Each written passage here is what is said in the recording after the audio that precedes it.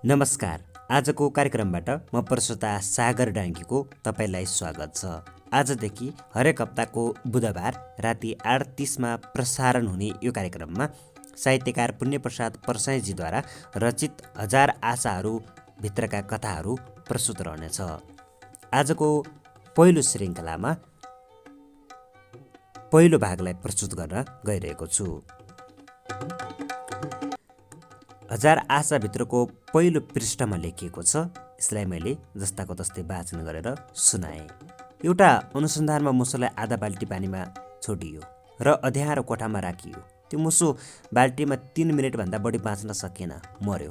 अर्को मुसोलाई पनि त्यसै गरी आधा बाल्टी पानीमा राखियो, तर त्यो मुसो भने 36 घन्टासम्म पौडिरह्यो, बाहिर निस्कने प्रयास गरिरह्यो। यो कसरी भयो? यसपटक कोठामा बत्ती बालिएको थियो। उज्यालाले मुसोलाई आशा दिएको थियो।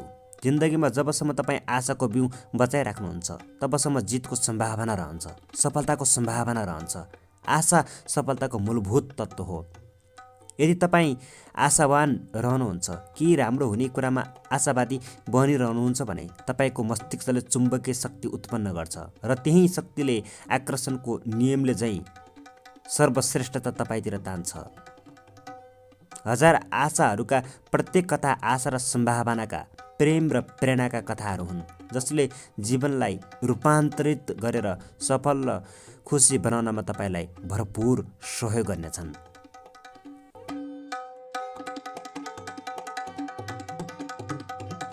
हजार आशाहरू यस कृतिलाई संस्करण प्रथम 2072 असोज महिनामा गरिएको थियो भने यसको प्रकाशक डिकुरा पब्लिकेसनद्वारा बजारमा ल्याइएको थियो। अब वाचन सुरु हुन्छ। केही मानिसहरू साँच्चीकै दरिद्र हुँदा रहेछन्। भ्रिकुटी मण्डपमा धुमधामले पुस्तक प्रदर्शनी तथा साहित्यको महोत्सव चलिरहेको थियो। मेरो संयोजनमा पहिलोपटक सुरु भएको प्रदर्शनी सोचे जसरी नै चलेकाले खुसी थिएँ। पुरा टिममा खुसीको माहौल थियो। वैशाख 12 गते शनिबार दोस्रो दिन थियो। 700 ब्यागहरूमा ट्याग लगाइसकिएको थियो। 2000 मानिसहरू अवलोकन गरिरहेका थिए। कम्तीमा 20,000ले त्यो दिनको प्रदर्शनी अवलोकन गर्ने अनुमान थियो र यो अनुपात केही कम हुँदै प्रदर्शनी चल्दा पनि पुरै समयमा 1 लाखभन्दा बढीले प्रदर्शनी अवलोकन गर्ने सम्भावना थियो। अचानक भयानक झट्का आयो। सबैजना छेउको कसैले उपद्रव पो गरे कि भनेर यताउति हेर्न थाले। सबै चकित थिए। फेरि हल्लियो। यो भूकम्प थियो। अचानक भूकम्पको झट्का आउन साथ चलिरहेको पुस्तक प्रदर्शनीमा कोलाहल मचियो। मानिसहरू आत्तिनु स्वाभाविक थियो। भागाभागको स्थिति आयो। यतिका मान्छे एकैसाथ कुद्न थाले भने त त्यहाँ नसोचेको दुर्घटना हुन सक्थ्यो। धेरै घाइते हुन सक्थे र ससाना नानीहरू त मर्न पनि सक्थे। यो स्थान सुरक्षित छ। जहाँ हुनुहुन्छ त्यहीँ बस्नुहोस्, नदौड्नुहोस्। स्थितिको आकलन गर्न साथ कराएँ। कसैले पत्याएन। मेरो बुबा चेयरमा बसिरहनु भएको थियो। उहाँले पनि पत्याउनु भएन, भाग्नु भयो र लडेर चोट लाग्यो। बहिनी जोडले रुन थालिन्। तिमी बहादुर केटी हौ, रोएर अरूलाई नत्याऊ भने, तर उनी पनि मानिनन्। रोएको रोएकै। केटाकेटी निकै थिए। कतिले आफ्नो नानीलाई समाए तर कोही त आत्तिएर नानी छोडेरै भागे। यहाँ त जे पनि हुनसक्छ सोचेर फेरि कराएँ। नभाग्नुहोस्, जहाँ हुनुहुन्छ त्यहीँ बस्नुहोस्। यो ठाउँ सुरक्षित छ। ओमप्रकाश पनि कराइरहेका थिए। यहाँ छानामा जस्तो समेत लगाएको छैन। हल्का पाल्ला प्लास्टिक मात्र हो। सुरक्षित छ यो ठाउँ। भाग्न आवश्यक छैन। सबैजना बस्नुहोस्। तर मानिस आपतमा परिणामको ख्याल गर्दो रहेनछ। न त कहाँ छु भनेर सोच्दो नै रहेछ। बस भाग्न मात्र चाहँदो रहेछ। त्यो बेला त होइन। अहिले लेख्ने बेलामा याद गर्दैछु। रुखबाट नरिवल खस्दा आकाश खस्यो भनेर भाग्ने खरायोको कथा। कुरै नबुझी सारा जङ्गलका प्राणीहरू खरायोले आकाश खस्यो भन्दै दौडेपछि उसको पछि पछि भागेका थिए। आकाश खस्यो भन्दै। यहाँ पनि त्यस्तै भयो। सबै भागे। तर केही मानिस बस्न पनि थाले। धरती हल्लिरहेको थियो। घरमा फोन लगाएँ। लागेन। 6 वर्षीय छोरो सम्यकको बानी थियो। दराज छेउमा सुतेर टिभी हेर्ने। उसको चिन्ता भयो। आँखा कम देख्ने आमा पनि अर्को तलामा हुनुहुन्थ्यो। फोन नलागेपछि छिटो घर पुग्ने विचार आयो। अप्पु डराइरहेकी थिइन्। बिलिङ गर्ने अरू बहिनीहरूको पनि उही हालत थियो। फोन नलागे पनि फेसबुक काम लाग्यो। उनीहरूले फेसबुकबाट ठिक छौँ भनेर मेसेज गरे। मैले उनीहरूलाई तिमीहरू सबै वीराङ्गना रहेछौ, काउन्टर सम्हाल भने। उनीहरू फेरि काममा बसे। मानिसहरू कति आत्तिएका थिए भने कसैले यस्तो बेलामा काम गर्न सक्ला भन्ने लागेकै थिएन, तर सबैले हिम्मत देखाए। एकाधिक बढ्दै आत्तिएकाहरूलाई चाहिँ घर पठाइदिए। विनिता छोरो सौम्यको एकदमै चिन्ता गरिरहेकी थिइन्। घरको खबर बुझ्न सकिएको थिएन। घर जाने नै विचार गरेँ र एम दाईलाई यहाँ सम्हाल्नु, म घर पुग्छु भने। गार्डहरूलाई यहाँ विचार पुर्याउनु भनेर ड्राइभरलाई गाडी निकाल्न लगाएँ।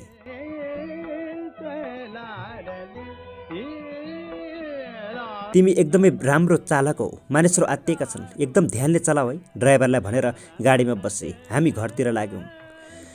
भ्रिकुटी मण्डपबाट निस्कन साथ भूकम्पको विध्वंस देखिन थाल्यो। रेड क्रस अगाडिको प्रकाल ढलेको थियो। सञ्जय भाइको याद आयो। उनी भूकम्पको धक्का आउनु केही अघि मात्र गोदाममा गएका थिए, प्रदर्शनीमा सकिएका पुस्तक थप्लिनका लागि। गोदाममा बुकको सानोतिनो पहाड थियो। अप्ठ्यारो ठाउँमा उभिएका भए ढलेर तिनै बुकले खिच्न सक्थ्यो।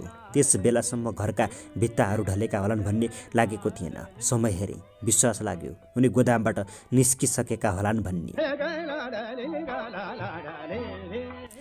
बाटोमा विध्वंस देखिन थालेपछि चाहिँ होस ठेगानमा रहन मानेन। अब फोन जसरी पनि लगाउने भूत सवार भयो, तर जति गरे पनि फोन लागेन। झापाबाट भने फोन आयो। उता भूकम्पको प्रभाव न्यून परेछ, यता पनि नबुझी सबैलाई ठिक छ भनिदिए। जब कमल पोखरीमा सिटी सेन्टर चर्केको देखेँ तब आफ्नो पनि घर एकत मासको अग्लो भएकाले हत्तै चिन्ता बढ्यो। धरारा लडेको थाहा भएको थियो, तर त्यसलाई मैले विनाशको मापदण्ड मानेको थिएन, किनकि यो धेरै पुरानो भएकाले ढल्ला भन्ने गाईगुई सुन्निएकै थियो। तर भर्खर बनेका अपार्टमेन्ट पनि दुई चिरा परेको देख्दा भने डर बढ्न थाल्यो। सिन्धुपाल्चोक घर भएका मेरा ड्राइभर भूपाल तामाङको फोनको घन्टी बज्यो। उनको घर लडेर माटोमा मिलेछ। घरमा उनकी आमा पुरिरहेछन्, तर गाउँलेहरूले उनलाई त्यस भग्नाशेषबाट उद्धार गरेछन्। फोन गर्नेले उनलाई बताए सिन्धुपाल्चोकमा एउटा पनि सग्ला घर छैनन्। उनी आमालाई के भयो होला भनेर आँसु झार्न थाले। उनका हात पनि कामिरहेका थिए। यो महाविपत्ति हो भन्ने अब मात्र मलाई लाग्यो। उफ, मेरो छोरो। मैले अझै उसको खबर पाएको थिएन। सबका सब मानिसहरू सडकमा निस्केका थिए। सहरमा खुल्ला स्थानको अभाव महसुस गरिरहेका थिए सबका सबले। डरले दौड्नेहरूमाथि अग्ला घर हेरेर दौडिन्थे, तर तल ठोक्किएर लड्थे। मलाई लाग्यो गाडीबाट भन्दा म दौडिए भने छिटो पुग्छु। भित्र पार्कमा पुगेपछि केही घाइते भेटिए। उनीहरूको हालत खराब थियो। उनीहरूलाई हस्पिटल लान गाडी नै थिएन। भूपाल, यिनीहरूलाई हस्पिटल पुर्याउनु पर्ला कि? आफ्नो छोराको खबर बुझ्ने हतारो हुँदाहुँदै पनि भने।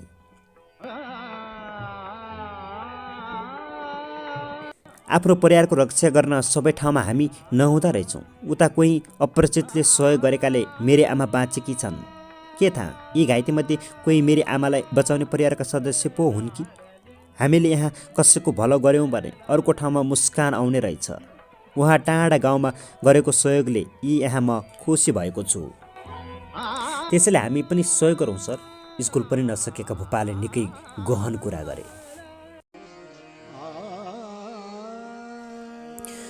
घर पुग्नुभन्दा पहिला हामी गाडीमा घाइतेलाई राखेर ओम हस्पिटल पुर्याउन गयौँ। उडन्तले ओम हस्पिटल पनि लडेर भग्नाशेषमा परिणत भएको छ भन्थे, तर हामी पुग्दा घाइतेको उपचारका लागि ओम अस्पताल उही पुरानै शैलीमा खडा थियो। घाइते थुप्रिसकेका थिए। हस्पिटल अस्तव्यस्त चाहिँ थियो। सबै आत्तिएका थिए, तर पनि डाक्टर र नर्स महान हुन्। उनीहरू आफ्नो चिन्ता हुँदाहुँदै पनि घाइतेको उपचारमा खटिएका थिए। अब त्यस बेलासम्म पनि फोन नलागेपछि विनिता घर चाँडो पुग्न हुटहुटी लगाउन थालिन्। घाइतेलाई ओह्रालेर छिटो छिटो बाटो लाग्यौँ। गौरीघाट पुगेपछि गाडीले गति लियो। गाडीमै पनि थाहा भइरहेको थियो विध्वंसको समाचार। रेडियो नेपालले जनतालाई नै संवाददाता बनाएर खबर सम्प्रेषण गर्न थालिसकेको थियो। उसले यति छिटो लय समातेको देखेर चकित भएँ। बिस्तारै अरू मिडियाबाट पनि समाचारहरू आउन थाले। जोरपाटी बाहुनडाँडाको सातले घर लडिसकेको रहेछ, तर यहाँसम्ममा मैले बाटोमा लडेका र नलडेका घर हेरेर के अनुमान लगाएँ भने मेरो घर लडेको छैन, तर मनमा डर त जिउका त्यो नै थियो। छोरो दराजको छेउमा सुतेर टिभी हेर्थ्यो। बाहिर विनितालाई देखाएको त थिएन, तर भित्रभित्रै आमा र छोराको पिरले खाइरहेको थियो। तथापि मेरो नकारात्मक कल्पना गर्ने बानी थिएन। छोरो बाहिर आमासँग बसेको कल्पना गरेँ। मुटुको गति अलिक बढेको थियो। मेरो गाडी घर छिर्ने बाटोतिर मोडियो। म घर अगाडि पुगेँ। घर खडा थियो। मुस्कुराएँ र पुरा गाउँ बाहिर जम्मा भएको थियो। भिडमा मैले आमा र छोरो सम्यकलाई देखेँ। छेउमै बुहारी सीता हाँसिरहेकी थिइन्। उनैले नअत्तालिकन सम्हालेर आँखा कम देख्ने आमा र सम्यकलाई बाहिर निकालेकी थिइन्। उनले आफ्नो परिवार मात्र होइन, डेरा बस्ने अरूलाई पनि बाहिर निकाल्न सहयोग गरिसकेपछि गेटमा ताला लगाएर आफू पनि बाहिर निस्किन्छन्। उनको बहादुरी र दृढताले म निकै प्रभावित भएँ। सीता एक टिचर हुन्। यो घटनापछि सीताप्रति मात्र होइन, सम्पूर्ण टिचरहरूप्रति नै एक किसिमले नतमस्तक भएँ।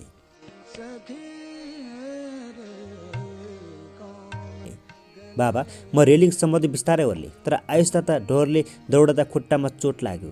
बाबा बाबा, भूकम्प आएको बेला दौड्नु हुँदैन रहेछ कि? सम्यक मलाई देखेर अलिक खुल्यो। तिमीले गुड गर्छौ बाबु। मैले उसलाई बोकेर गालामा चुम्मा गरेँ। विनिताको माइतीबाट पनि फोन आयो। घर परिवार सबै सकुशल थिए। अब बहिनी र ज्वाइँको घरमा खबर लिन बाँकी थियो। फोन त अब झनै लाग्न छोडेको थियो। अघि कता कताबाट फोन आइरहेका त थिए, तर अब यो पनि बन्द भएको थियो। उसै बेला खबर आयो। मेरो घर छेउकै पसलले कतै गएको बेला भाग्दा भाग्दै प्रखालले च्यापिएर नराम्रोसँगले घाइते भएछन्। अनि एकै छिनमा अर्को खबरले मुटु हल्लायो। मेरो घरै अगाडिको घरका चन्द्रप्रकाशको छोरो अनुराग काष्ठमण्डपको छानो खसेर ब्लड दिँदा दिँदै मरेछन्। पोस्टमार्टम गर्न लगेको रहेछ। बहिनीको फोन नलागेकाले उनको घर नै गए। सबै सकुशल थिए। खुसी र त्रास आदान प्रदान भयो। उनीहरूको घरमाथि राखिएको एनसेलको टावर भने खुब हल्लिरहेको थियो। प्रखाल छेउमा बसेकाहरूलाई त्यहाँ नबस्नुहोस्, बाटोको बिचमा उभिनुहोस् भने, किनकि प्रखाल लडेर मर्ने र घाइते हुने सम्भावना थियो। तर पछि फेरि गाडी निकाल्ने बेलामा सबैको छेउ लाग्नु अनुरोध गर्दा गर्दै निस्कन आधा घन्टा नै लाग्यो।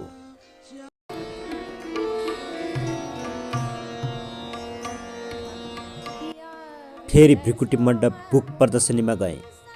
मेरो परिवार सबका सबलाई ठिक थियो, तर मेरो देशको स्थिति भने कहाली लाग्दो भइसकेको थियो। हजारौँ मानिसहरू मरिसकेका थिए भने लाखौँ घर लडेका थिए। अब प्रदर्शनी रोक्नुको विकल्प थिएन।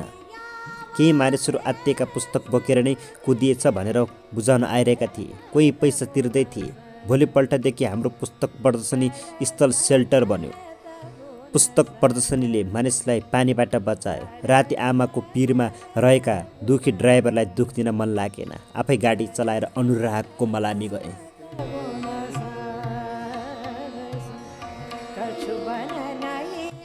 घाटमा पुग्दा कम्तीमा 50 लासहरू जलिरहेका थिए। केही छिन अघि मात्र यसो गर्छु र उसो गर्छु भनेर सपना सजाउने मानिसहरू अहिले पञ्चतत्त्वमा परिणत भइरहेका थिए। शून्यमा हराइरहेका थिए। पुरा घाट धुवाँको जङ्गल बनेको थियो। मैले सोचेँ, यहाँ अहिले यिनीहरूको ठाउँमा म पनि जलिरहेको हुन सक्थेँ।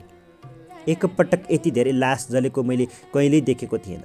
आश्चर्य लाग्ने किसिमले विषाद छायो मनमा। प्राय मलामी विहीन लासहरू जलिरहेका थिए। एकजना महिला एक्लै आफ्नो बच्चा जलाइरहेकी थिइन्। लास जलाउने घाटीहरू नराम्रोसँग थाकेका थिए। कतै कतै त अब म काम गर्दिनँ भनेर जलाउने काम रोकेकाले विवाद पनि भइरहेको थियो। काजक्रिया गर्न आएकाहरू उनीहरूलाई कस्तो संवेदना शून्य मानिस लास जलाउँदिन भन्छ भनेर कराइरहेका हुन्थे। तर बिहानदेखि एकनासले काम गरिरहेका घाटीहरूको हालत के भएको होला भनेर चाहिँ कोही बुझ्नै चाहँदैनथे। त्यो बच्चा जलिसकेपछि हाम्रो पालो आयो। हामी पनि जम्मा 10 जना भएर छिमेकी चन्द्रप्रकाशका छोरा अनुरागलाई जलाउन थाल्यौँ। मर्दा मलामी चाहिन्छ, त्यसैले राम्रो काम गरेर मलामी बढाउनु पर्छ भन्थे मानिसहरू। तर यहाँ मानिसहरू एक्लै एक्लै जलाइरहेका थिए। कतिका रुने मानिस पनि थिएनन्। अनुराग जलिरहेका थिए। म आगोले उनलाई खाएको हेरिरहेको थिएँ। एकजना महिलाले मेरो ध्यान भङ्ग गरिन्। पुरा घाट स्तब्ध भयो। ती महिला एउटा पुरुषलाई काँधमा बोकेर जलाउन ल्याइरहेकी थिइन्। उनीसँग कोही थिएनन्, एक्लै थिइन्। त्यो भयानक दृश्य देखेर हामी आत्तियौँ। म दौडिएर गएँ। अरू 3 जना आए। उनलाई सहयोग गऱ्यौँ। अनुरागको छेउमै जलिरहेकी महिलाको छेउमा ती पुरुषलाई राख्यौँ। उनलाई दाउरा किनमेल र पण्डितको खोजीमा सहयोग गऱ्यौँ। भोलिपल्ट थाहा भयो यो प्रदर्शनीमा पुस्तक हराएर निकै ठुलो घाटा भइसकेको थियो। तथापि मेरो परिवारमा मानवीय क्षति भने भएन। परिवारका सदस्य गुमाउँदाको पीडाको दाँजोमा अरू क्षति न्यून हो भन्ने त घाटमा पुगेर आउने जो कोहीले सहजै अनुमान लगाउन सक्थ्यो। म प्रहरी, सशस्त्र प्रहरी, नेपाल आर्मी अनि डाक्टर र नर्सहरूबाट निकै प्रभावित भएँ। उनीहरूले त्यो महाविपत्तिमा जुन साहस र धैर्यताले काम गरे त्यो हरेक नेपालीको मनमा स्मरणीय रहनेछ भन्ने मेरो विश्वास छ। अनि उत्तिकै प्रभाव पार्यो सञ्चारकर्मीको भूमिकाबाट। अझ अग्ला भवनभित्र बसेर भूकम्प गइरहेको छ भनेर समाचार पढ्ने र उसैको छेउमा बसेको प्राविधिकबाट पनि म प्रभावित भएँ। सबैको मुटु दरिलो नहुन सक्छ, तर केही मानिसहरू भने साँच्चीकै दरिलो मनका हुँदा रहेछन् भन्ने ज्ञान पनि दियो यो महाभूकम्पले।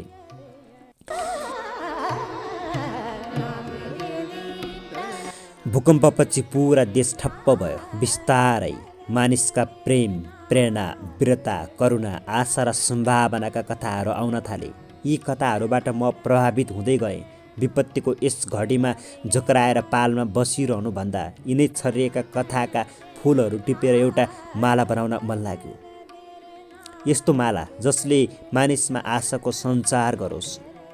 बाँचेकाहरूको मनमा सबै कुरा सकिएको छैन, फेरि केही गर्न सकिन्छ भनेर प्रेरणा बढोस्।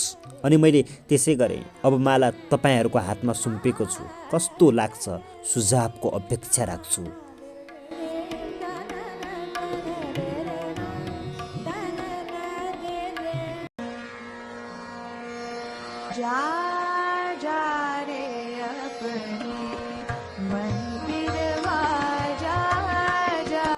म कोसिस गर्न छोड्दिनँ।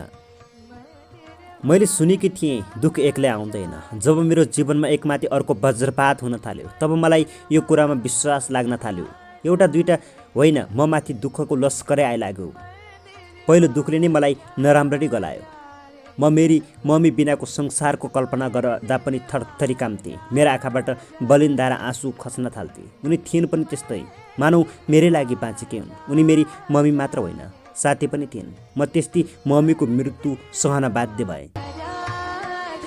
छोरा नभएकाले मैले आफ्नै हातले उनको दागबत्ती दिएँ। यो भयानक पीडाले म नराम्ररी टुटेँ। जब मेरी मम्मी मलाई छोडेर यो संसारबाट गइन् तब मलाई आफन्तको अझ बढी साथ, सहयोग र सान्त्वनाको आवश्यकता थियो। धेरै नै आवश्यक थियो। प्रेमले मेरो टाउको सुमसुम्याउने अभिभावकत्व पूर्ण हातको। म सानै त थिएँ, 19 पुगेर भर्खर 20मा टेकेकी। यस्तो उमेरमा कति आवश्यक हुन्छ? चिन्ता नगर, म छु नि भन्दै टाउको सुमसुम्याउने भरोसापूर्ण हातको। तर मलाई ठिक उल्टो भयो। मम्मीको काजक्रिया सकेकै भोलिपल्ट मेरा ठुला बुबाले मलाई घरबाट निकाले र घरमा ताला ठोके। बुबा मरेपछि आमा र ठुलो बुबाको बीच अंश मुद्दा परेको थियो। दुवैको अंश भएको थिएन रे। एउटा घरमा बसेकाले हजुरबुवाले अंश लाउनु पर्ने आवश्यक पनि ठान्नु भएन छ। एउटा खेसरामा सही गराएर दुवैले आफू बसेको घर र जग्गा भोगचलन गर्न दिनुभएछ। तर पछि हामी बसेको घर अगाडिबाट बाटो बनेकाले यसको मूल्य हत्तै उक्लियो। यो ठुलो बुबालाई सहय भएन। उहाँले अंश मुद्दा हाल्नुभयो। त्यो मुद्दाको फैसला आउन बाँकी थियो। तर ठुला बुबाले मलाई अदालतले निर्णय नगरिकनै घरबाट निकाल्ने निर्णय गर्नुभयो। कस्तो विडम्बना! आखिर मुद्दा जे भए पनि, जसले जिते पनि, म त उहाँकी पनि छोरी नै त थिएँ। भर्खर जवान हुँदै गरेकी छोरीलाई घरबाट निकाल्दा ऊ कहाँ जान्छे, के गर्छे? उहाँले केही सोच्नु पर्दैन? सोच्नु भएन। अब कहाँ जाने? म बडो अप्ठ्यारो स्थितिमा पुगेँ। तर मेरो आशा त अझ बाँकी नै थियो। यो आशा थियो मेरो सुयोग जसलाई म प्रेम गर्थेँ। उसको सामिप्यता यस जगतमा मलाई सबैभन्दा बढी सुखद र आनन्ददायक कुरा थियो। ऊ मभन्दा 5 वर्ष जेठो थियो, पढे लेखेको पनि। ऊ मलाई प्रेम गर्थ्यो, म पनि उसलाई उत्तिकै प्रेम गर्थेँ। हामी दुईको प्रेम देखेर मानिसहरू ईर्ष्या नै गर्थे। मेरो सुयोग गाउँबाट सहर पढ्न आएको थियो। ऊ एउटा प्राइभेट अफिसमा जागिर खाँदै पढ्थ्यो, तर उसको जागिरले उसलाई कहिल्यै पुग्दैन थियो, किनकि आधा पैसा उसले गाउँमा आफ्नै बिरामी मम्मी र बहिनीलाई पठाइदिनु पर्थ्यो। एक दिन उसको त्यही थोरै स्यालेरी आउने जागिर पनि छुट्यो। जागिर पनि यस्तो बेलामा छुट्यो जब उसको पढाइको अन्तिम वर्ष थियो। उसको र मेरो प्रेम सुरु भएको भर्खरै थियो।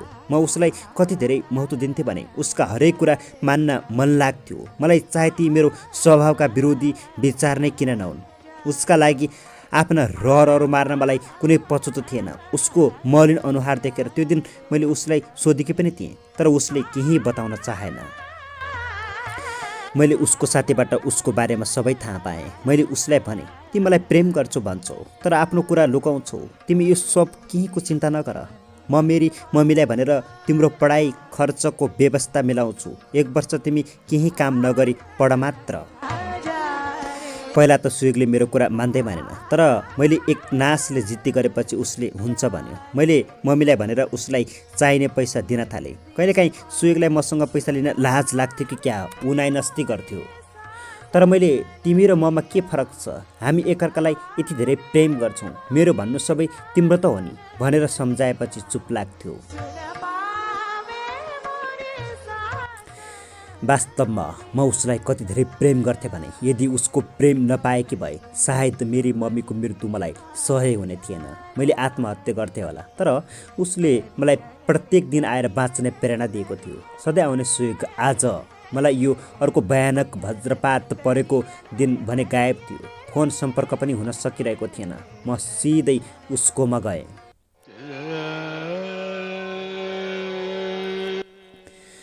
उसकोमा पुग्दा त म छाँगाबाट खसे चाहिँ भएँ। ऊ त ढोका थुनेर मेरै ती धोकेबाज ठुलो बाकी छोरीसँग बसेको रहेछ। यो सब के हो सुयोग? मैले नरिसाई सोधेँ। ए प्राइजी, तिमी यहाँ सुयोगकोमा किन? श्वेताले मलाई उल्टै सोधी, जबकि उसलाई राम्रोसँग थाहा थियो सुयोग र मेरो प्रेम सम्बन्धबारे। तिमी चाहिँ यहाँ किन? श्वेता मेरो दिदी थिए। उसको यस्तो ताल देखेर म चकित थिएँ। त्यसभन्दा बढी चकित त म सुयोगको अनुहार देखेर भएकी थिएँ। उसको अनुहारमा पश्चातापको कुनै भाव थिएन, थोरै पनि गलानी थिएन उसको अनुहारमा। भन्न थाले, सुयोग र म एक अर्कालाई प्रेम गर्छौँ। काकीको मलामी गएको बेला मैले उसलाई प्रेम प्रस्ताव राखेँ। उसले पनि मेरो प्रस्ताव स्वीकार गर्यो। मलामी गएको बेलामा मान्छे पीडामा हुन्छ, तर यो प्रेम प्रस्ताव राख्छ, यो कस्तो प्रेमको कुरा हो? मैले केही बुझिनँ। मैले श्वेतासँग तर्क गर्नुको कुनै अर्थ थिएन। सुयोग, यो सब म के सुनिरहेकी छु? मैले रुँदै भने। मलाई विनाशक चोट परेको थियो। मलाई यस्तो लाग्दै थियो म अब मुटु फुटेर मर्नेछु।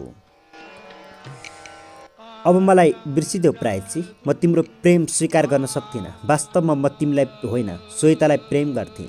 के गर्न चाहन्थे म, तर यस्ता धोकेबाजसँग कुरा गर्नुको कुनै अर्थ थिएन। म निस्किएर हिँडेँ। सुयोगको डेराबाट निस्कँदै गर्दा मैले उसको साथी सन्तोषलाई भेटेँ। प्रायजी, किन रोएकी? के सुयोगले केही भन्यो? सोध्यो उसले। त्यो धोकेबाज रहेछ, रोँदै भने।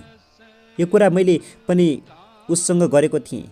तिमीले आज देखेकी मात्र हौ, तर उसले धेरै अघिदेखि श्वेतासँग हिमचिम बढाइरहेको थियो। मैले उसलाई सोधेको थिएँ, तिमी किन प्रायजीलाई धोका दिँदैछौ भनेर।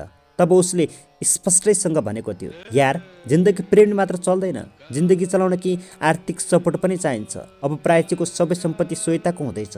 श्वेतासँग नै भविष्य सुरक्षित रहन्छ। त्यसैले उनीसँग विवाह गरे भने म जस्ता आर्थिक आधार नभएकालाई फाइदा हुन्छ।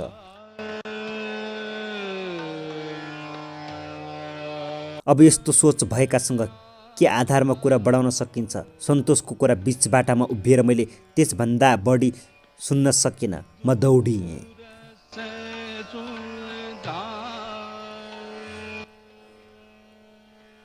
मेरो जीवनमा यी सब घटना यति छिटो घटिरहेका थिए, मलाई आफूलाई सम्हाल्नै गाह्रो भयो। दुःख र पीडाले आकाश छोइसकेको थियो, गागरी भरिसकेको थियो। अब जे जति हुन्थ्यो त्यही पोखिनका लागि मात्र बाँकी हुन्थ्यो। मेरी मम्मी थिएनन्, जाने घर थिएन, र सबैभन्दा ठुलो कुरा मेरो विश्वास टुटेको थियो, जसका लागि म जीवन पनि दिन्छु भन्ने सोच्थेँ। उसले मलाई यति सजिलै धोका दिएको थियो, त्यो पनि धनका लागि।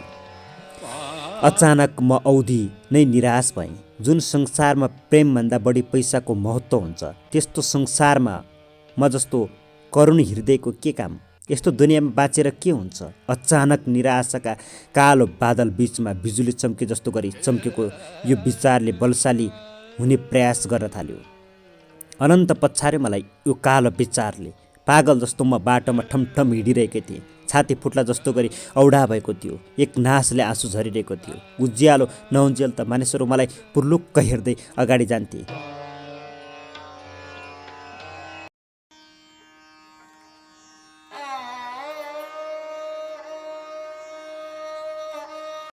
रात परेपछि त मान्छेले मलाई देख्न पनि छाडे। जति म रित्तो सडकमा हिँडिरहेकी हुन्थे उति बाँचेर के हुन्छ भन्ने विचारले टाउको उठाइरह्यो। रेनी सिजन 7 दिनदेखि एकनासले परेको वर्षाले बागमती नदी मात्र होइन काठमाडौँका बाटाहरू समेत नजस्ता भएका थिए। बर्सातको बर्सिने रहर अझै मरिसकेको थिएन। आकाशलाई फेरि धुम्म बादलले छेकिदियो। मेरो निराशा फेरि घनीभूत भयो।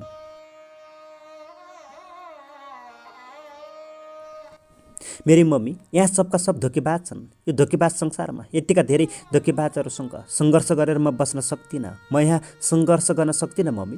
पाक्न लागेको ढिलो जस्तो गरी फतफताउँदै म हिँडिरहेकी थिएँ। मम्मी तपाईँलाई पनि थाहै छ मेरो लक्ष्य, मेरो सपना डाक्टर बन्ने थियो। तर जब मैले सुयोगलाई भेटेँ तब डाक्टर बन्नुभन्दा ठुलो लक्ष्य मलाई उसको प्रेम भयो। हेर त तिमीले छोडेर जान साथ उसले पनि मलाई धोका दियो। उसलाई म होइन मेरो पैसा मेरो सम्पत्ति चाहिएको रहेछ। पैसाले कसरी प्रेमको बराबरी गर्न सक्छ मम्मी? ल ठिकै छ उसलाई पैसा चाहिएको थियो।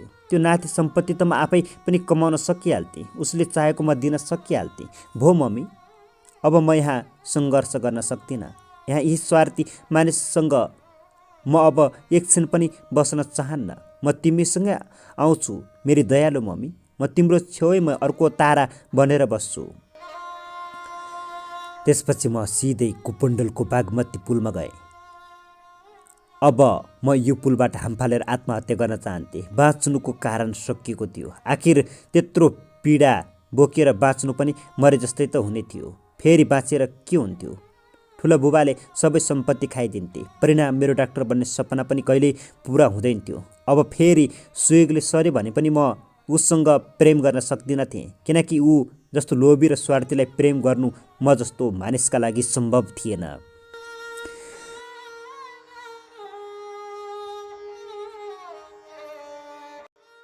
मैले पुलमा गएर हेरेँ। बागमती निकै उर्लेर बगिरहेको थियो। उसको तुज्जुक देख्दा लाग्थ्यो ऊ कोही पहल मानले अखडामा प्रतिद्वन्दीलाई चुनौती दिन तिग्रा ठर्याए चाहिँ मलाई बगाउन सक्छु भनेर हाँक दिइरहेको होस्। मैले झन्डै आधा घन्टा बागमती बगेको हेरेँ। म पुलको रेलिङ चढेको बेला कसैले देख्ला र समाउला भनेर गाडी निकै पातलो भएपछि मात्र हामफाल्न चाहन्थेँ। एकै ठाउँमा उभिरहँदा पनि मानिसलाई शङ्का लाग्न सक्थ्यो। त्यसैले म वारिपारी गरिरहेकी थिएँ। बिस्तारै अँध्यारो गाडा भयो। डरलाग्दो गरी बिजुली चम्किन थाल्यो। निकै बेरपछि मात्र गाडीहरू पुलबाट आउने जाने गर्न थाले।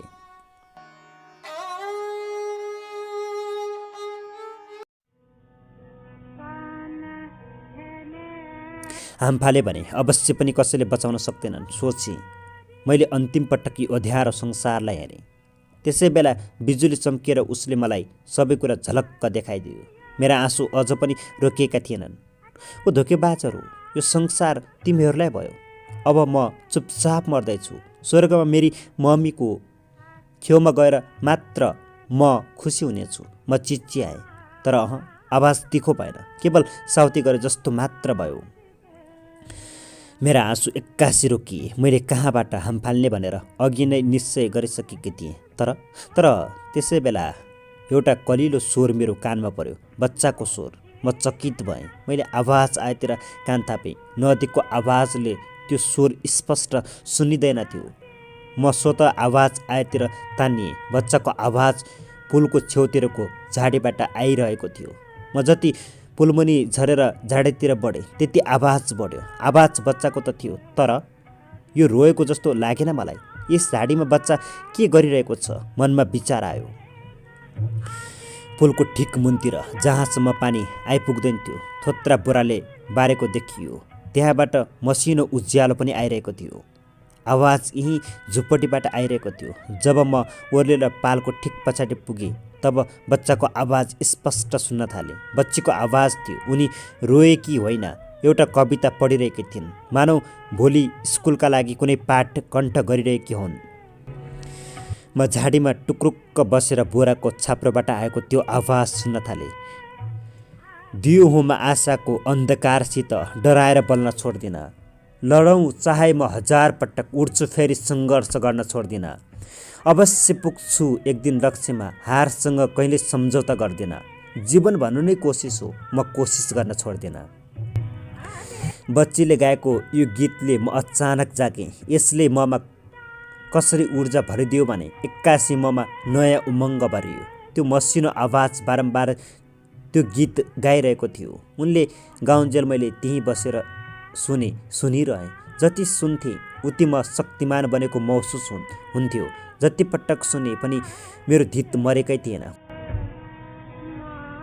मलाई यस्तो लाग्यो उनी गाइरहन् र म जिन्दगीभरि यो सुनिरहन सक्छु। जब आवाज आउन छोड्यो तब मैले भित्र चिहाएर हेरेँ। बच्ची निदाएकी थिइन्। त्यहाँ अरू कोही थिएन। म छक्क परेँ। एउटी बच्ची मात्र यो अन्धकारमा।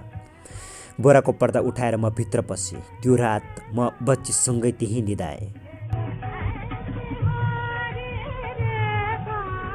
भोलिपल्ट झिसमिसीमै हामी उठ्यौँ। खोलो सुसाइरहेको थियो। 1-2 गाडीहरू पनि दौडिन थालेका थिए। मलाई बच्चीको बारेमा जिज्ञासा जागेर आयो। सोधेँ। उनले आफ्नो बारेमा बताइन्। मेरी मम्मीलाई आजै खोलाले बगायो। अब हिजो भइसकेको थियो, तर उनी पुरा उज्यालो भइ नसकेकाले आज भन्ने ठानिरहेकी थिइन्। आमाले हामी दुईका लागि खानेकुरा ल्याउनु भएको थियो। आउँदा रात परेको थियो। आमाको खुट्टा ढुङ्गामा ठोक्किएर खानाको झोला खोलामा खस्यो। दौडेर टिप्न जानु भएको थियो। आफै लड्नुभयो। छम्लाङ छम्लाङ गर्दै निस्कन खोज्नु त भयो, तर के सक्नु नै भएन। अनि खोलाले बगायो, उनले भनिन्। म फेरि रोएँ, तर अब यी आँसु हारका आँसु थिएनन्। यो सानी केटी, उसको नाम सगुनी थियो। उनले आफ्नी आमालाई त बचाउन सकेनन्, तर मलाई बचाएकी थिइन्। उनको त्यही एक पङ्क्ति गीतले म बाँचेकी थिएँ। मैले आत्महत्या गर्ने निर्णय त्यागेर फेरि सङ्घर्ष गर्ने अठोट गरेँ। अब मैले आफ्ना लागि मात्र होइन, यो सानी बच्चीका लागि पनि सङ्घर्ष गर्नुपर्ने भएको थियो। म त्यहाँबाट सगुनीलाई लिएर सिधै घरमा गएर ठुलो बुबाले लाएको ताला फोरेर भित्र पसेँ। अब मैले यिनीहरूसँग कसरी भिड्नुपर्छ सोचिसकेकी थिएँ। भोलिपल्ट ठुलो बुबा केही मान्छे लिएर आए, मलाई फेरि बलपूर्वक घरबाट निकाल्न। तर मैले कानुनको सहारा लिएँ। प्रहरी बोलाएँ। प्रहरी इन्सपेक्टर बडा न्यायिक युवा रहेछन्। उनले मेरो ठुलो बुबालाई स्पष्ट शब्दमा भनिदिए, यदि अदालतबाट यो मुद्दाको छिनोफानो नहुन्जेल तपाईँले उहाँ विरुद्ध कुनै बल प्रयोग गर्नुभयो या हानि नोक्सानी गर्नुभयो भने त्यसको चार्ज तपाईँमाथि लगाउँछु। ठुलो बुबा आफ्ना लठेत लिएर हिँडे। मेरो सङ्घर्ष सुरु भएको थियो। म जब निराश हुन्थेँ तब म सधैँ मेरी सानी साथी, जो अब मेरी बहिनी भएकी थिइन्, उनलाई त्यो कविता गाउन लगाउँथे। अनि उनी आफ्नो सानो स्वरमा गाउन थाल्थिन्। दियो हुँमा आशाको अन्धकारसित डराएर बल्न छोड्दिन। लडौँ म 1000 पटक, उड्छु फेरि सङ्घर्ष गर्न छोड्दिन। अवश्य पुग्छु एक दिन लक्ष्यमा, हारसँग कहिल्यै सम्झौता गर्दिन। जीवन भन्नु नै कोसिस हो, म कोसिस गर्न छोड्दिन।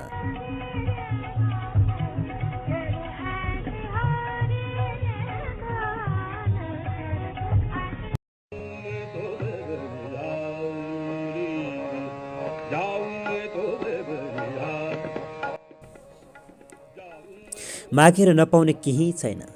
उनी ऋणमा चुर्लुममा डुबेका थिए। पैसा माग्न आउनेको ताती लाग्ने गर्थ्यो। घरमा बाबुआमाले विश्वास गर्न पनि छोडेका थिए। तनावको स्थिति थियो। यसले पुरा परिवारलाई माग्ने बनाउँछ, बाबुआमाको भनाइ थियो। यो नाम उत्सव थियो उनको, तर जीवनमा उत्सव जस्तो केही चिज बाँकी थिएन। म यहाँ मेरो माइलो दाइको कथा भन्दैछु। ऋणको चिन्ताले उनी बढी नै झोक्राउने र एक्लै बस्न थालेका थिए। कोही साउ आएर जति कराए पनि उनी केही बोल्दैनथे। उनलाई कतिले त कठालो समेत समाए, तर उनले जवाफ दिन छाडेका थिए। मानिसहरू ठान्थे अब उसमा स्वाभिमान भन्ने चिज नै बाँकी बचेको छैन। लाज पचेको लब जस्तो भइसक्यो यो। नबोलेर मुडो भएर अर्काको पैसा पचाउन सक्छु भन्ठान्दो हो। मर्नु अनि मात्र मिनाहा गरिदिउँला। यससँग पैसा लिने अरू नै केही तरिका लाउनुपर्छ। पैसा उठाउन आएका सहहरू प्राय यसो भन्दै फर्कन्थे, खुब बोल्नुपर्ने उत्सव दाई। एकाएक मौन भएको घरका अरूलाई कस्तो लाग्थ्यो कुन्नी, तर मलाई चाहिँ ठिक लागिरहेको थिएन। म बच्चै थिएँ, के भएको बुझिँदैनथेँ, तर दाइलाई मान्छेले राम्रो गरिरहेका छैनन् भन्ने चाहिँ मलाई थाहा थियो। उनलाई के भएको हो कसैलाई पनि थाहा थिएन कि घरकाले उनको वास्ता गर्न पो छाडेका हुन् कि। मलाई दाइको पिर लाग्न थालेको थियो। एक दिन दिउँसो घरमा दाइ र म मात्र थियौँ। सायद त्यो दिन स्कुल बिदा थियो, हो शनिबार नै थियो। घरमा न बुबा आमा न भाउजू नै हुनुहुन्थ्यो। ससुरालीतिरका मान्छेको पनि ऋण थियो दाइलाई। अब त कतै पनि इज्जत बाँकी बचेन। माइतीतिर पनि मुख देखाइ नसक्नुभयो। भाउजू पनि रातो दिन कराउनुहुन्थ्यो। बाबुआमाको आँखा तराई उस्तै झिर जस्तो थियो। दिउँसो एउटा माग्ने आयो। त्यस बेलासम्म माग्नेप्रति मेरो मनमा त्यति राम्रो भावना थिएन। यिनीहरू काम गर्नका अल्छीले माग्ने बनेका हुन् भन्ने सुनेकाले त्यसैलाई मान्यता बनाएको थिएँ। तपाईँ यस्तो बलियो बाङ्गो भएर माग्न लाज लाग्दैन? कुनै बेला ठुलो मान्छेले बोलेको कुरा टपक्क टिपेको थिएँ।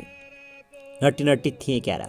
मुख खोलिहाले, बाबु तिमी सानै छौ, यस्तो कुरा अलि बुझ्दैनौ। यो संसारमा नमाग्ने कोही छैन। म तिमीसँग मागिरहेको छु, तिमी तिम्रो बाबुसँग माग्छौ। तिम्रो बाबु अहिले कतै कोहीसँग मागिरहेका होलान्।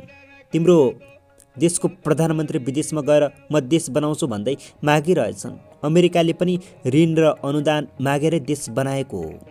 संसारमा सबैभन्दा बढी ऋण नै उसैको छ। यो संसारमा सबका सब माग्ने छन्, सबका सब ऋणी छन्। त्यसकारण माग्न लजाउनु पर्ने कुनै कारण छैन।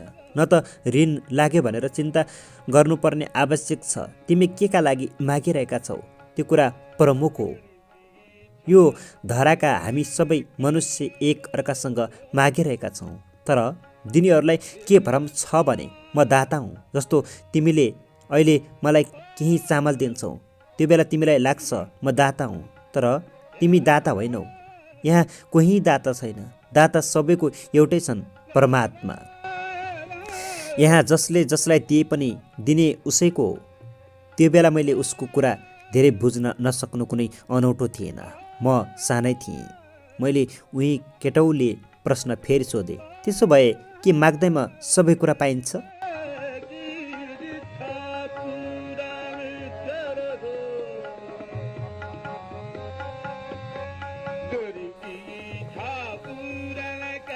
पाइन्छ, ती भिखारीले आत्मविश्वासका साथ भने।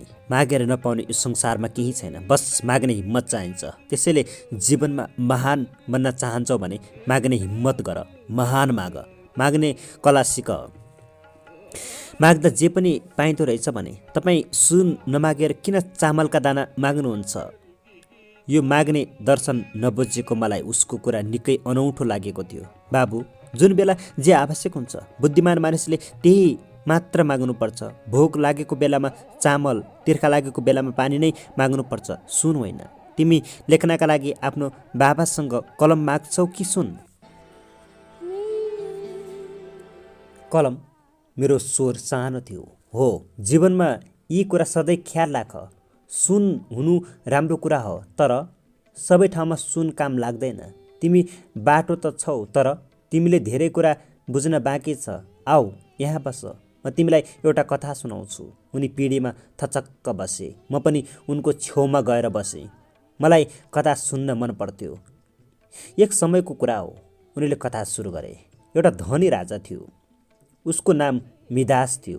त्यो राजाले ठुलो तपस्या गरेर भगवानलाई खुसी बनायो।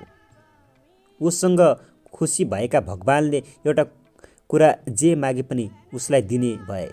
मिदासले धेरै सोच्नै परेन। उसले बुझेको थियो सुन नै यस पृथ्वीमा सबैभन्दा मूल्यवान वस्तु हो र सुनले जेसुकै किन्न सकिन्छ। उससँग पहिला पनि धेरै सुन थियो। ऊ राजा थियो। उसले भगवानसँग आफूले जे छोयो त्यो सुन बनोस् भन्ने वरदान माग्यो। भगवानले तथास्तु भनेर उसको माग पुरा गरे। भोलिपल्ट बिहानदेखि वरदानले काम गर्न थाल्यो। जब उसले देख्यो बिहान उठ्दा ऊ सुतेको खाट सुनको भएको थियो। ऊ सिंहासनमा बस्यो। सिंहासन सुनको भयो। राजा मिदास एकदमै खुसी भयो जब उसको पुरा दरबार सुनको भयो। ब्रेकफास्ट खाने बेला भयो। उसका दास दासीले खाना टेबलमा सजाए। जब मिदासले खाना छोयो तब सबै खाना सुन भयो। उसलाई भोक लागेको थियो तर ऊ खान सक्दैन थियो किनकि उसको खाना सुन भएको थियो। पहिलो पटक राजालाई ठुलो झट्का लाग्यो। बाबाले छुन साथ सबै कुरा सुन हुन्छ भन्ने कुरा सुनेकी राजकुमारीले जब बिहान उठ्ने बित्तिकै आफ्नो पुरा दरबार सुनले बनेको देखिन् तब उनले ज्यादै नै खुसी भएर दौडिँदै बाबुलाई धन्यवाद भन्न गइन्। राजा मिदासले आफ्नो प्रिय छोरीलाई अँगालो हाल्यो। उनी सुनको मूर्तिमा परिणत भइन्। आफ्नो प्यारी छोरी मूर्ति बनेको देखेर राजालाई खपि नसक्नु चिन्ता र औडाहा भयो। ऊ खुब रोयो।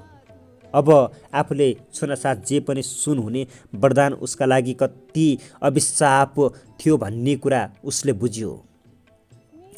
उसले फेरि भगवानको प्रार्थना गर्यो। अब ऊ त्यो वरदान फिर्ता गरेर पहिलाकै जस्तो अवस्थामा रहन चाहन्थ्यो। उसले भगवानसँग फेरि पहिलाको जस्तै हुन वरदान माग्यो। भगवानले तथास्तु भन्नसाथ राजा मिदासको पुरानै कुरा सबै फर्कियो। उसकी छोरी मूर्तिबाट मान्छेमा परिणत भइन्। हो त्यसैले तिमी पनि राजा मिदास जस्तो सुन सुन भनेर नबस। सुनले भोक मर्दैन न सुनले माया प्रेम नै दिन्छ। त्यसै बेला भित्रबाट मेरा दाइ एक माना चामल बोकेर बाहिर आएर सन्यासीको थैलीमा चामल हाले। तिम्रो अनुहार किन यति उदास? झोलामा चामल थापेर सोधे सन्यासीले। बाबा म एकदमै चिन्तामा छु। म नराम्रोसँग ऋणमा डुबेको छु। दाइले मसिनो स्वरमा भने।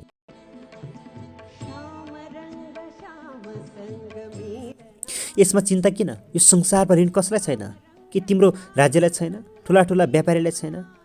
झन् बढी छ। संसारको सबैभन्दा धनी देश हो अमेरिका। तर त्यसलाई जति ऋण अरूलाई छैन। तथापि संसारको सबैभन्दा शक्तिशाली ऊ नै छ। ऋण छ भनेर हीनता बोध गर्नुपर्ने वा आफूलाई कमजोर ठान्नुपर्ने केही कारण छैन। तर मानिसले मेरो टाउको खाइसके। यदि तिमी मानिसको दबाव सहन सक्दैनौ भने तिनीहरूको ऋण तिरिदेऊ। मेरो 1 रुपैयाँ आम्दानी छैन। जे व्यापार गरे सबै डुब्यो। कसरी तिर्ने ऋण? झर्किए दाइ। तिमी अहिलेसम्म के सोच्छौ? म बर्बाद भएँ। म ऋणमा डुबेँ।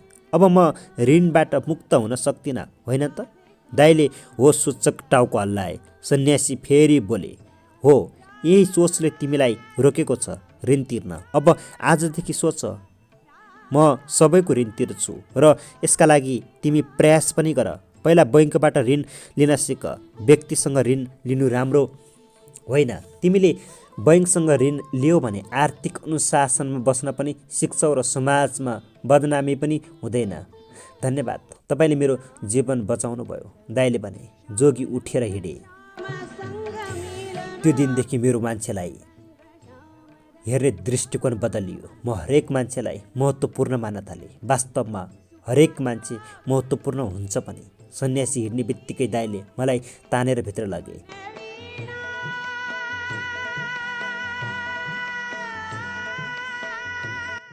ल यो हेर।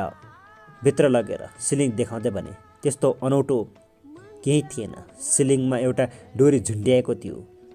यो डोरी त हो। किन यहाँ डोरी? अचम्म लाग्ने कुरा केही नभएकाले सामान्य रूपमा सोधेँ। मेरो भाइ म यो डोरीमा पासो लागेर मर्न लागेको थिएँ। म यो ऋणको भारी बोकेर हिँड्न नसक्ने भएको थिएँ। तर जब ती सन्यासीका कुरा सुने ममा फेरि आशा पलायो। आशाका ताराहरू एकैसाथ उदाए मेरो मनको आकाशमा। अनि मैले आत्महत्या गर्ने निर्णय बदलेँ। अब म फेरि केही गर्छु। म केही महिनामा सबैको ऋण तिर्छु। यसरी एक सन्यासीले आफ्नो आशावादी विचारले आत्महत्या गर्न लागेको एक युवकलाई बचायो।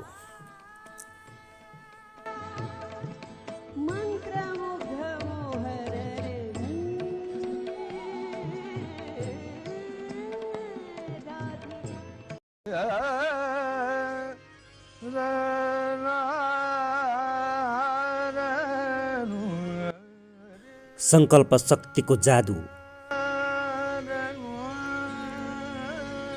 एक गाउँमा किसानको घरमा एउटी केटीको जन्म भयो। उनी जन्मदा घरमा खुसीको माहौल बन्यो। तर यो खुसी धेरै टिकेन, किनकि ती सानी केटी ठुलो हेर्न सिवाय अरू केही पनि गर्न सक्दिनथिन्। उनी बोल्न सुन्न त सक्दिनथिन् नै, उनका हात खुट्टा पनि चल्दैनथे। बिस्तारै घरकाले यो सानी केटी उनीहरूको जीवनमा अभिशाप सिवाय अरू केही होइन भनेर बुझ्न थाले। ती सानी केटीका बाबु आमालाई लाग्यो यो सब उनीहरूको अघिल्लो जन्मको पापको परिणाम हो। सानी केटी बढ्दै गइन्। उनी देख्थिन् उनीभन्दा धेरै सानाहरू पनि हिँड्न थालिसकेका हुन्थे। उनीहरूले पनि उनीहरूसँग पाइला सार्ने कोसिस गरिन्, तर सकेनन्। अरूले जहीँ खानेकुरा आफ्नै हातले समाएर खाने इच्छा गरिन्, तर यो पनि सकेनन्। मानिसहरूको मुख चलेको देख्दा उनलाई लाग्यो उनीहरू केही भनिरहेका छन्। सुन्ने प्रयास गरिन्, यो पनि सकेनन्। आफूले पनि मुख चलाएर भावना पोख्न खोजिन्, भएन। बरु मान्छेहरू हाँसे मात्र। जब उनीभन्दा साना नानीहरू पेन्सिल समाएर लेख्न थाले, तब उनलाई पनि लेख्ने मन भयो, तर उनका हातले कलम समाउनै सकेनन्। उनलाई यो सबै कुराले साह्रै झर्को लाग्यो। आफैदेखि कुनै पनि काम आफूबाट हुन नसकेको थाहा पाएपछि रोइन् उनी। आफ्ना अनगिन्ती असमर्था र कमजोरी देखेर ती सानी केटी खुब रोइन्। जब उनी आफ्ना भाइ बहिनीहरू लेखिरहेको देख्थिन्, तब ध्यानले हेर्थिन्। उनलाई उनीहरूले के गरिरहेका होलान् भनेर थाहा पाउने ठुलो इच्छा हुन्थ्यो। उनलाई पनि त्यो सिसा कलम समाएर त्यसरी कोर्न मन थियो, आफ्ना भावना पोख्न मन थियो, तर उनीबाट कुनै काम पनि हुन सकेनन्। उनी फेरि दुखी भइन्। ती सानी केटी फेरि रोइन्, बारम्बार रोइन्। अनि एक दिन उनले सोचिन्, म अरूभन्दा फरक छु, म अरूभन्दा अलग छु, मैले उनीहरू जस्तो हुन खोज्नु हुँदैन। यस्तो सोचपछि उनले आफ्ना सबै प्रयासहरू रोकिदिइन्, सबै उत्सुकताहरू लुकाइन्। उनी मुडो जस्तो भएर ठुलो हेरेर मात्र बस्न थालिन्। एक दिन उनले फेरि सोचिन्, मैले उनीहरू जस्तो हुन खोज्नु हुँदैन, मैले उनीहरूले जसरी गर्न खोज्नु पनि हुँदैन, तर म उनीहरूले जसरी लेख्नै सक्दिनँ भन्ने त होइन होला नि। उनलाई आफ्नी बहिनीले लेखेका हिँडिरहेका कमिला जस्ता अक्षर लेख्न भने औधी नै मन लागेर आयो। ती कमिला जस्ता अक्षरले के भनेको होला भनेर चिन्न मन लाग्यो। तर उनलाई थाहा थियो अरूले हातले पेन्सिलले समाएर लेखे झैँ उनी हातले केही समाउन सक्दिनथिन्। उनले धेरै कोसिस गरिसकेकी थिइन्। उनलाई थाहा थियो यो हुनै सक्दैन, अनि उनी बेसरी रोइन्। त्यो एक दिन एकपटक फेरि प्रयास गर्नु पर्यो भन्ने ठानेर ती सानी केटीले खुट्टाले कलम तान्दै थिइन्। दुई औँलाको बीचमा थपक्क कलम अड्डियो। उनलाई रमाइलो लाग्यो, म अरूभन्दा फरक छु, त्यसैले मैले हातले होइन खुट्टाले नै लेख्ने प्रयास गर्नुपर्छ। एक दिन ती सानी केटीको सानो मनमा यस्तो विचार आयो। उनले अब खुट्टालाई नै हात मान्ने विचार गरिन्। उनले कलम भुइँमा झारेर फेरि टिपिन्। अरूले हातले टिपे जसरी नै टिप्न सकिन् उनले कलम। उनलाई लेख्न मन लाग्यो। उनको सानो मनमा धेरै कुरा थियो। उनी संसारलाई आफ्नो मनका सबै कुरा भन्न चाहन्थिन्। जब अरू केटाकेटी कलम कापी छोडेर खेल्न जान्थे, उनी खुट्टाले कलम समाएर कापीमा कोर्न गर्थिन्। एक दिन उनले अरू भाइ बहिनीले लेखे जस्तै क लेखिन्। उनी खुब खुसी भइन्। जब उनले आफ्नी बहिनीलाई फेरि क लेखेर देखाइन्, तब बहिनी पनि खुब खुसी भइन्। बहिनीले घरमा सबैलाई सुनाइन्, केही गर्न सक्दिनन् भनेकी दिदी त खुट्टाले पो लेख्न सक्छिन्। यो सानाका लागि आश्चर्य थियो, किनकि उनका वरिपरि खुट्टाले लेख्न सक्ने कोही थिएनन्। सबै उनले खुट्टाले लेखेको हेर्न आफ्नो कापी र सिसा कलम ती सानी केटीलाई दिन मन पराउँथे। ती सानी केटी अब लेख्न सिकेर कति रमाइन् भने उनी जतिखेर पनि लेखिरहन थालिन्।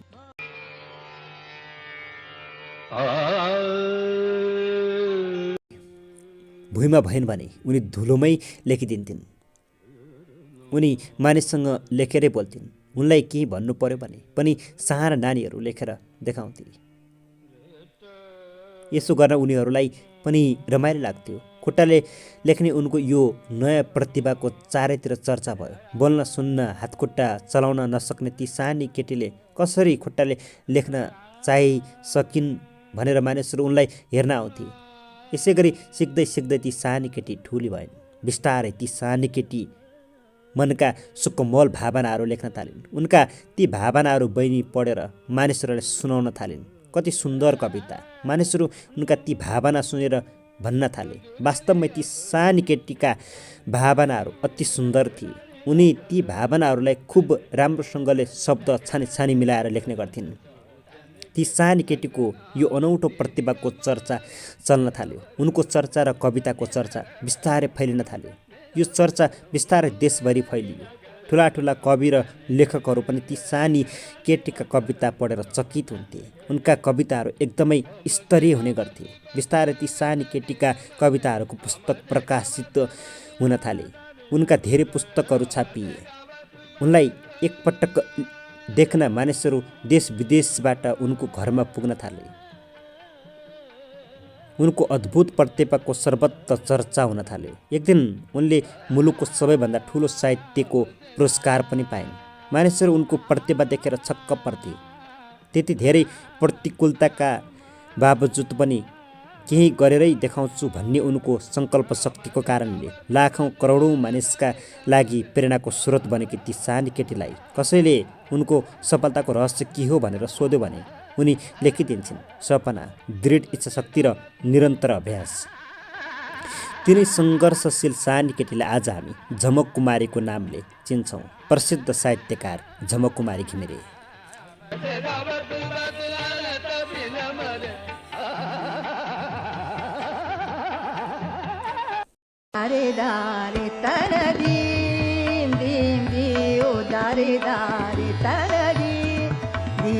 I love you doggy. विवाह गरेर घरको आँगन टेकेकी मात्र थिएँ। एउटा खोलिन थालेको दुब्ले कुकुर मेरा दुलहाको गोडामा लुटपुटिन थाल्यो। मतिर चाहिँ नआओस् भनेर म अझ एक पाइलो पछि नै सरेँ। मलाई कुकुर यसै पनि मन पर्दैन। त्यसमा पनि लुतो लागेर खोइलिएको कुकुर देखेपछि त मलाई कति धेरै घिन लाग्छ भने बान्ता नै आउला जस्तो हुन्छ।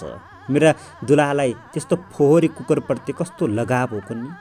खुट्टामा लुटपुटिरहेको कुकुरलाई टुक्रुक्क बसेर उनी सुमसुम्याउन पो थाले। छि छि छि छि छि, मलाई कति घिन लाग्यो भनेर मुखबाट हुलुक हुलुक्क अमिलो पानी नै आयो।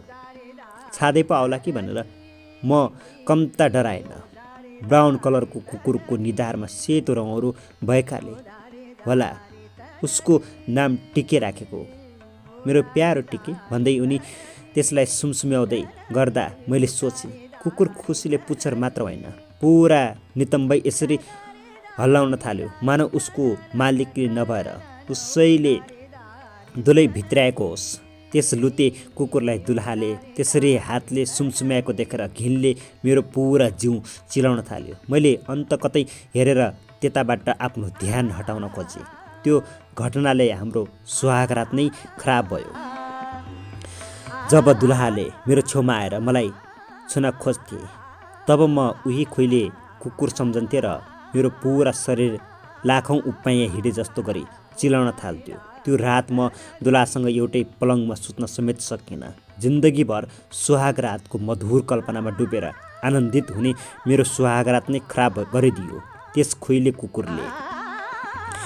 दुलहा पनि चकित भए मेरो ताल देखेर। सायद उनका पनि मेरा जस्तै सुहागरातको मधुर कल्पना थिए होलान् जुन अब बिग्रेको थियो। मेरो सुहागरात खराब गर्ने त्यो खोइले कुकुर सम्झदा मलाई कति रिस उठ्थ्यो भने तक्षण गएर त्यसलाई मारिदिन मन लाग्थ्यो।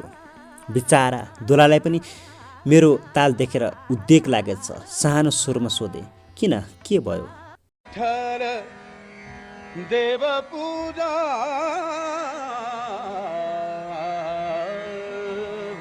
मलाई भएको कुरा मैले सुनाएँ। मैले हात धोएकै त थिएँ नि। उनले सोझो पारामा स्पष्टीकरण दिए। उनी मलाई बच्चा जस्तै लाग्यो, प्यारो। आफ्नो सानो गल्तीले सुहागरात खराब भएकामा उनी खिन्न भए। कुरा त्यो होइन, मलाई त्यो कुकुरप्रति अति नै घिन लाग्यो। फेरि यो कुकुर छ पनि उस्तै घिन लाग्दो। यस्तो फोहोरी कुकुर किन पाल्नु भएको? कस्ता राम्रा राम्रा कुकुर पाइन्छन् हिजो आज? मैले गुनासो गरेँ। सुहागरात बिग्रेको पीडा उनलाई जत्तिकै मलाई पनि त थियो। उनलाई अपराध बोध भयो क्यार। स्पष्टीकरण दिए। मैले त्यो कुकुर ल्याउँदा केवल 15 दिनको थियो। जाडोको दिन थियो। बच्चा जन्माएको केही क्षणमा उसकी आमा मरेछ। जे होस् ऊ बेपत्ता भएकी थिए।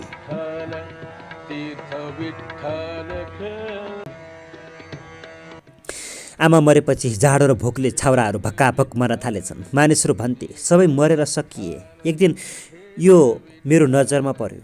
यही एउटा बाँकी थियो। खै किन मलाई त्यस छाउराको अति नै माया लाग्यो। बिचारा भोकले ठुलो स्वरमा रुन पनि सक्दैन थियो।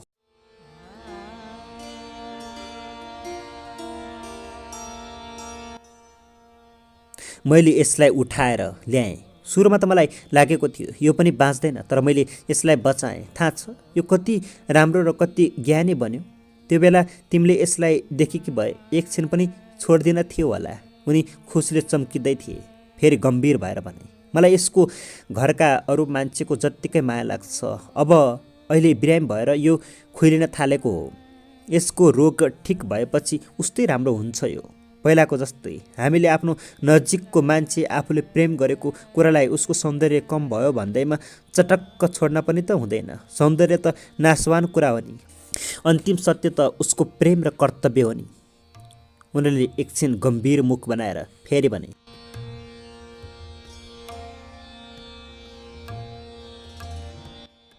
कुनै दिन तिमी या म बिरामी भयौँ र हामी अहिलेको जस्तो सुन्दर भएनौँ भने के हामी एक अर्कालाई छोड्छौँ? तिमी चिन्ता नगर। तिमीलाई त्यस्तो दिङ नै लागेको हो भने म नुहाएर आउँछु। धत, यस्तो जाडोमा पनि कोही नुहाउँछ?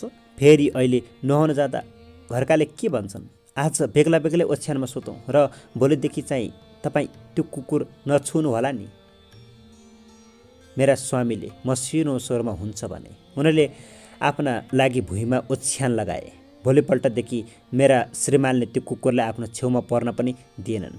म त बाहिर निस्कँदा पनि एउटा हातमा छडी लिएर निस्कन्थेँ। भरसक त म त्यो कुकुर देख्न नपरे हुन्थ्यो भन्ने ठान्थेँ, तर घर बाहिर निस्किएपछि देख्नै पर्थ्यो। एक दिन त कुकुरले अचाकले नै गर्यो। मैले जति घृणा गरे पनि कुकुर मेरो खुट्टामा लुटपुटिन आयो। आच्छे, म जोडले कराएँ र अखनै झिकेर नराम्ररी पिटिलो त्यसलाई। कुकुर कुइँ कुइँ गर्दै भाग्यो। मैले लकेट्दै पिटेँ। निकै दुखेछ त्यसलाई। रातभरि रोयो। कुकुर यति साह्रो रोयो, केही अशुभ होला जस्तो लाग्दैछ मलाई। बुढाले पिर माने। किन रोयो? रातभरि पिर गरे बुढाले। मैले पिटेको उनलाई थाहै थिएन, तर मलाई कति साह्रो घृणा थियो त्यो कुकुरप्रति भने अलिकता पनि दया लागेन। समय बित्यो। म आमा बन्ने भएँ। यो कुराले हामी बुढाबुढी औधी खुसी भयौँ, तर यो खुसी मनाइ नसक्दै अर्को एउटा समाचारले हामी दुखी भयौँ। हुन त यो सम्पूर्ण दुःखको समाचार त थिएन, तर पनि बच्चा नजन्मदै बुढा मलाई छोडेर विदेश जान लागेको कुराले मेरो मन त्यसै उदास हुन्थ्यो। बुढाको जाने दिन पनि आयो। आफ्नो सन्तानको मुख देख्न नपाई जानु परेकोमा बुढाले साह्रै पिर गरे। आँसु नै झारे उनीहरूले। जानै लाग्दा मलाई उनको अनुहार हेरेर के लाग्थ्यो भने उनी मलाई के भन्न चाहन्छन् तर भन्ने हिम्मत गरिरहेका छैनन्। तिमी मलाई के भन्न खोज्दैछौ जस्तो लाग्दैछ। मैले उनको हात समाएर बोल्न उत्साहित गरेँ। तिमी रिसाउँछौ होला, उनले अन्कनाउँदै भने। भनु न, किन रिसाउनु? तिमीले जे भने पनि मान्छु। हेर, जाने बेलामा तिमी खिन्न बनेर गएको मलाई कहाँ राम्रो लाग्छ। प्लिज भन न, के कुरा हो? उनले निकै बेर आँखा झुकाएर सुस्तरी भने, प्लिज यो कुकुरलाई पनि खाना चाहिँ देऊ है, यसलाई घरबाट नलखेट है। उफ, के न भन्छन् भने त, यति कुरा भन्न पनि के कनिरहेको नि, तिन मनकै भारी बोक्नु परेको जस्तो। किन नदिनु, दिइहाल्छु नि, तर जति जाडो भए पनि त्यस किच्चालाई घरभित्र चाहिँ पस्न दिन्न नि भने।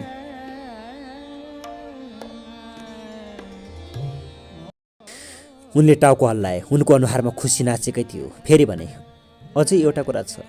के हो भन न।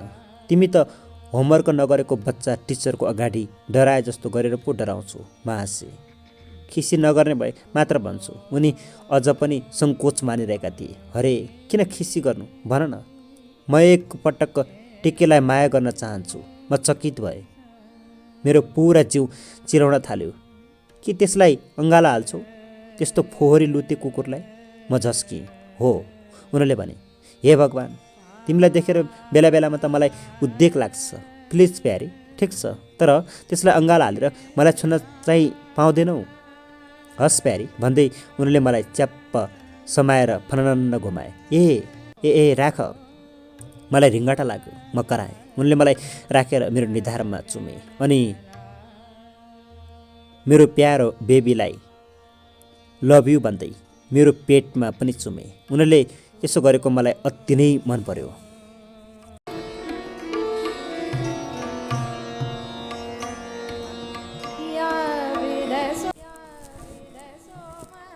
उनी झोला बोकेर बाहिर निस्के। टिके झोला राखेर कराए। उनी कराउन साथ टिके बारीको पल्लो बाटोबाट बेतोड दौडेर आयो र उनको छातीमा बुरुक्क उफ्रियो। मेरा बुढाले टिकेलाई गोमलङ्ग अङ्गालो हाले। वाक्क मलाई छादा आयो। टिकेलाई अङ्गालो हालिहाली मतिर हेरेँ, तर टिकेलाई राखेर मतिर आउने हिम्मत गरेनन्।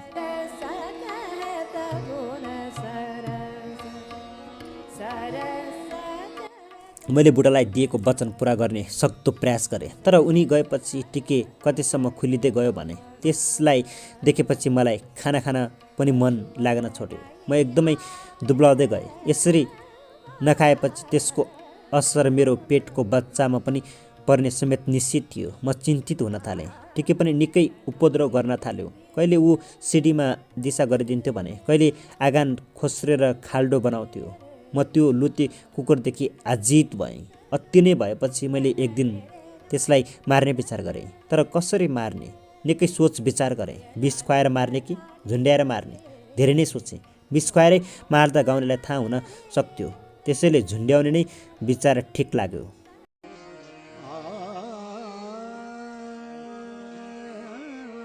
ठिकै भनेर एक दिन बोलाएकी मात्र थिएँ। दौडेर आएर मेरो खुट्टामा लुटपुटियो। मैले घिन मान्दै टिकेको घाँटीमा डोरी बाँधेर सिलिङ फ्यानमा लगेर झुन्ड्याइदिएँ।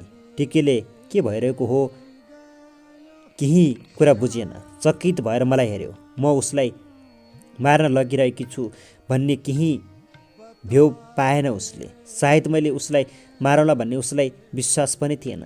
एकछिन झुन्ड्याएपछि टिके फनफनी घुम्दै कराउन थाल्यो। मान्छे एकै झट्कामा मर्छ भन्ने सुनेकीले कुकुर पनि मर्ला भन्ने ठानेकी थिएँ, तर कुकुर त मरिहाल्दो रहेनछ। फनफनी घुम्दै कुइँ कुइँ कराउन पो थाल्यो। केही छिन झुन्डेपछि कुरा बुझ्यो कि के हो।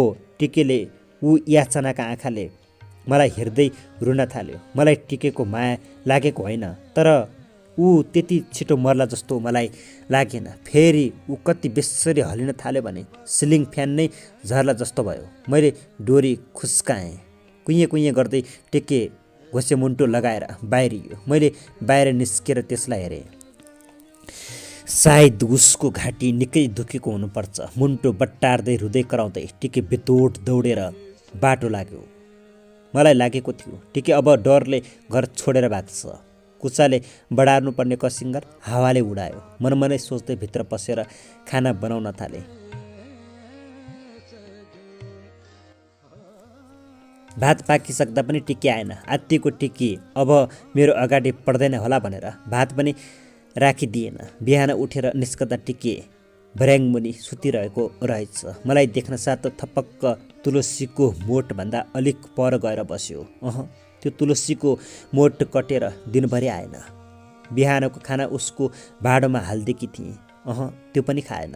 टिकेले त्यो दिनभरि मात्र होइन, अरू निकै दिन खाना खाएन। ऊ सुकेर झन् घिनलाग्दो भयो। यसैबीच एक दिन एउटा भुसिया कुकुरले टिकेलाई नराम्ररी टोकिदियो। उसको ढाडमा घाउ भयो। टिकेलाई देख्दा अब त मलाई झनै घिन लाग्न थालेको थियो। समय बित्दै गयो। बुढाको फोन बेला बेलामा आइरहन्थ्यो। पछि भाइबरबाट कुरा गर्न थालेपछि दिनैपिच्छे घन्टौँ कुरा हुन थाल्यो। उनका सबै कुरा त मलाई जति सुन्न पनि मन लाग्थ्यो, तर टिकेको कुरा गरेपछि चाहिँ खुब छाँटा चल्थ्यो।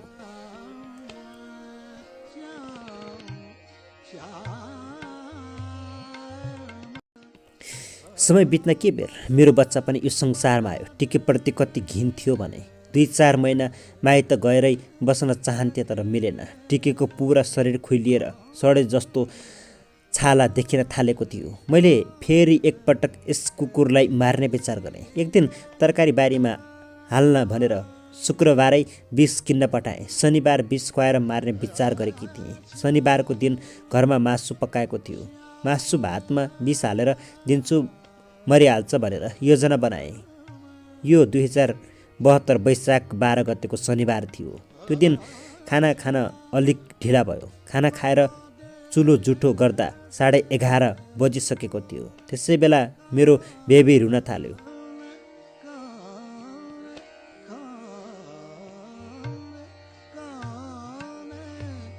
बेबीलाई सुताउँदा एकछिन त लागिहाल्यो। आफै पो झकाउन थालेछु। सुतौ कि भन्ने विचार पनि आयो। होस्, यस खोइले कुकुरले मेरो निन्द्रा खराब पारेको छ। यसको यी हलिला समाप्त पार्छु अनि मात्र अर्थक गर्छु भन्ने सोचेर उठेकी मात्र थिएँ। कुकुर जोडले भुक्दै आँगनको पल्ला छेउबाट बेतोडले दौडिएर आयो। ऊ झुन्ड्याएको दिनदेखि मेरो नजिक पर्न छाडेको थियो र घरदेखि परै बस्थ्यो। तर अहिले त घरभित्रै त्यो पनि म हुँदाहुँदै आइरहेको थियो। किन दौडियो टिके भनेर भ्याउनै पाएकी थिएन। खोइले कुकुर बुरुक्क उफ्रेर सिकुवामा आयो र बच्चाको झुलुङ्गेमा मुख हालेर ख्याप्प दाँत गाडेर बेबीलाई बोकेर दौडियो। अच्छा किच्चा, लौ न, यसले मेरो बच्चालाई मार्यो। म रुँदै टिकेको पछि पछि दौडिएँ। मेरो हंसले ठाउँ छोडिसकेको थियो। खुट्टा लुला भएर दौडिन पनि सकिरहेकी थिएन। टिकेले बेबीलाई आँगनको पुच्छरमा तुलसीको मोठमा लगेर राख्यो। आत्तिएकी मैले दौडदै हातमा अखने समाइसकेकी थिएँ। बच्चालाई भुइँमा राखेर टिके अलिक पर गएर बसेको मात्र थियो। मैले त्यो अखरेले उसको ढाडमा जोडले बजाएँ। टिके यताउति टाउको घुमाएर जोडले भुक्न थाल्यो। ऊ मैले हानेको चोटले भन्दा पनि अरू नै भयानक कुराले आत्तिएर भुक्दै छ जस्तो लाग्यो।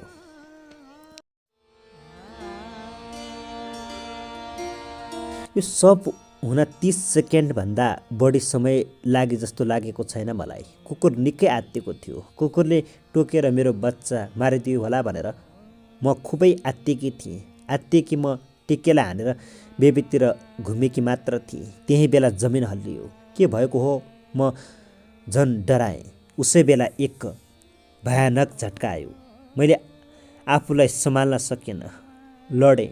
टिके आत्तिएर भुक्दै यताउति गर्न थाल्यो। एकै झट्कामा मेरो आँखा अगाडि घर गर्ल्याम गुर्लम्म ढल्यो। मैले बच्चालाई काखमा लिएँ। ऊ अझै पनि निदाइरहेकै थियो। टिकेको दाँत बच्चाको थ्याङ्नाभन्दा तल पुगेकै थिएन। जिउ छोएकै थिएन दाँतले। भूकम्प रोकिए पनि टिके मेरो छेउमा आएन। ऊ अलग्गै बसेर पुच्छर हल्लाइरहेको थियो। सायद उसले आफूले राम्रो काम गरेको महसुस भइरहेको थियो र मेरो प्रेम पाउन लालायत थियो। जसलाई म यति धेरै घृणा गर्थेँ, जसलाई मार्ने प्रयास गरिरहेकी थिएँ, उसैले मलाई र मेरो सन्तानलाई महाकालबाट बचायो। टिके, यहाँ आइज। मैले उसलाई बोलाएँ। ऊ डराउँदै आयो र मभन्दा अलिक परै बस्यो। जदौको भावमा त्यो दिन पनि टिके भोकै भयो। मैले 20 दिन भनेर त्यस बेलासम्म उसलाई खाना दिएकी नै थिएन। म टिके भए ठाउँ गएर उसलाई अँगालेर भने, आई लभ यु डगी। त्यो दिन मैले टिकेलाई आफ्नो बच्चालाई जसरी नै अँगाल हालेँ अनि फेरि मैले उसलाई कहिल्यै घृणा गरेन। कुनै दिन म आफूलाई आधा पेट खाएँ होला, तर उसलाई कहिल्यै भोको राखिनँ। अहिले उसका रौँहरू फेरि पलाएका छन्, हेर्दा पनि राम्रो देखिन थालेको छ टिके।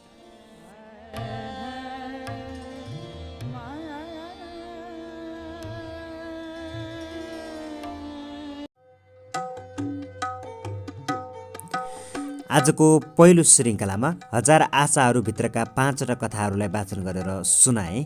अर्को श्रृङ्खलामा हजार आशाहरूभित्रका अरू कथाहरू ल्याएर उपस्थिति हुने नै छु।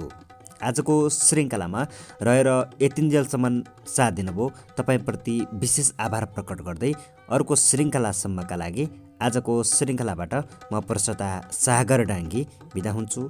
नमस्कार, शुभपल, शुभक्षण।